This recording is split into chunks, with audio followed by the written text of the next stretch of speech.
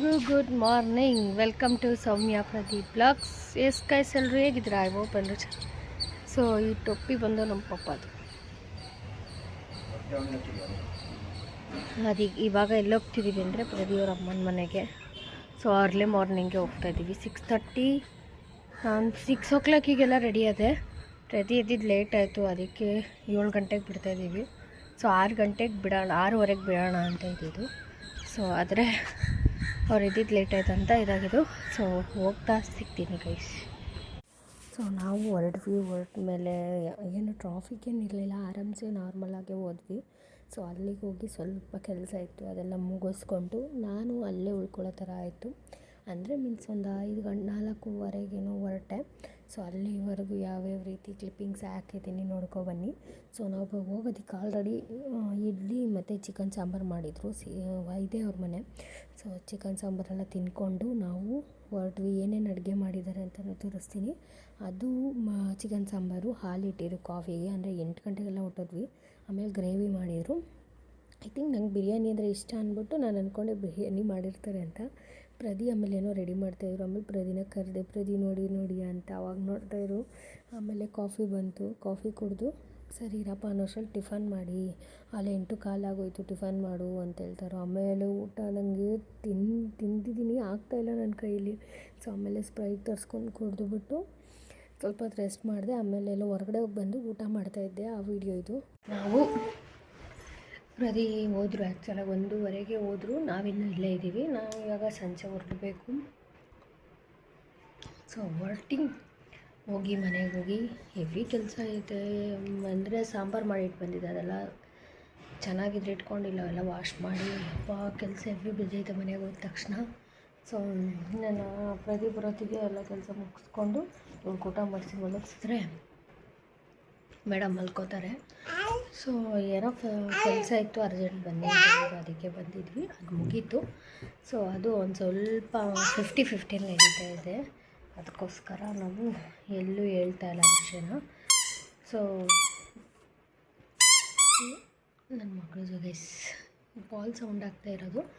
So guys ಇನ್ನೂ ಒಂದು ಹೇಳಬೇಕು ಅಂತಂದರೆ, ನಾವು ಏನು ಮಾತಾಡೋದು, ಹೇಗಿರೋದು ಅನ್ನೋದೇ ಗೊತ್ತಾಗ್ತಾಯಿಲ್ಲ. ಸೊ ನನ್ನ ಪೊಸಿಷನಿಗೆ ಹೆಂಗಿದೆ ಅಂದರೆ, ನಾನು ಅಂದಿರಲ್ಲ, ಮಾತಾಡಿರಲ್ಲ, ನನಗೇ ಬರುತ್ತೆ ಲಾಸ್ಟಿಗೆ. ಸೊ ಏನೂ ಮಾಡೋಕ್ಕಾಗಲ್ಲ, ನನ್ನ ಬ್ಯಾಡ್ ಲಕ್ ಅಂತ ಅಂದ್ಕೊಂಡಿದ್ದೀನಿ. ಪ್ರದಿನೂ ಅದು ಹೇಳಿದ್ದು, ಏನೂ ಮಾಡೋಕ್ಕಾಗಲ್ಲಮ್ಮ, ನಿನ್ನ ಬ್ಯಾಡ್ ಲಕ್ ಅದು, ಬಿಟ್ಟಾಕು, ಯಾರಿಗೂ ತಲೆ ಕೆಡಿಸ್ಕೋಬೇಡ ಅಂತ. ಸೊ ಇನ್ನೂ ಎಷ್ಟು ದಿನ ಇದೇ ಥರ ಇರುತ್ತೋ ಗೊತ್ತಿಲ್ಲ. ಬಟ್ ಇರೋಷ್ಟು ದಿನವೂ ನಾನು ಏನೂ ಮಾತಾಡೋಕ್ಕೋಲ್ಲ, ಸೈಲೆಂಟಾಗಿದ್ದು ಬಿಡ್ತೀನಿ. ಯಾರ ಸವಾಸನ ಬೇಡ, ಏನೂ ಬೇಡ.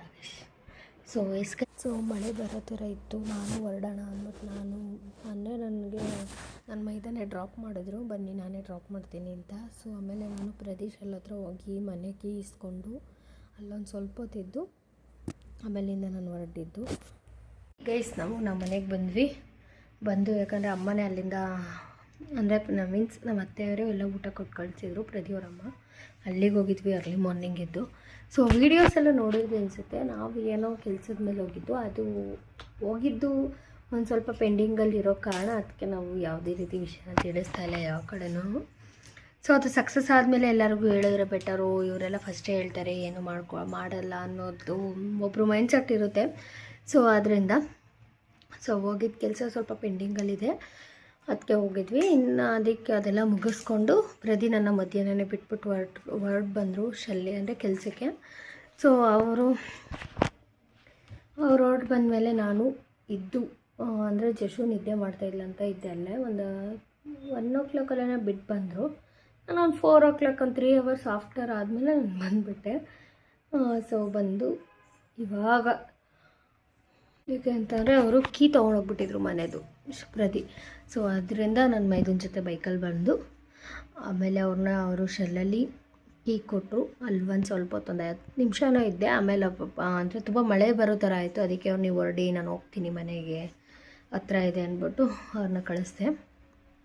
ಅಂದರೆ ನಮ್ಮ ಮೈದವ್ರನ್ನ, ನಾನು ಪ್ರದಿ ಇಬ್ಬರು. ಆಮೇಲೆ ಒಂದು ಸ್ವಲ್ಪ ಹೊತ್ತು ನಾನು ಸ್ವಲ್ಪ ಪರ್ಸ್ನಲ್ ಕೆಲಸ ಇತ್ತಲ್ಲ ಮುಗಿಸ್ಕೊಂಡು ಇವಳಿಗೆ ಚಾಕ್ಲೇಟ್ ತೊಗೊಂಡು ಬಂದ್ವಿ. ಸೊ ಇವತ್ತಿನ ಲಾಗ್ ಇದಾಗಿತ್ತು. ಎಸ್ ಗೈಸ್, ಐ ಹೋಪ್ ನಿಮಗೆ ವಿಡಿಯೋ ಇಷ್ಟ ಆಗಿರುತ್ತೆ ಅಂತ ಭಾವಿಸ್ತೀನಿ. ಇಷ್ಟ ಆಗಿದ್ರೆ ಲೈಕ್ ಮಾಡಿ, ಶೇರ್ ಮಾಡಿ, ಕಮೆಂಟ್ ಮಾಡಿ. ಮುಂದಿನ ವಿಡಿಯೋದೊಂದಿಗೆ ಸಿಗ್ತೀವಿ. ಅಲ್ಲಿವರೆಗೂ ಕಾಯ್ತಾ ಇರಿ. Love you all.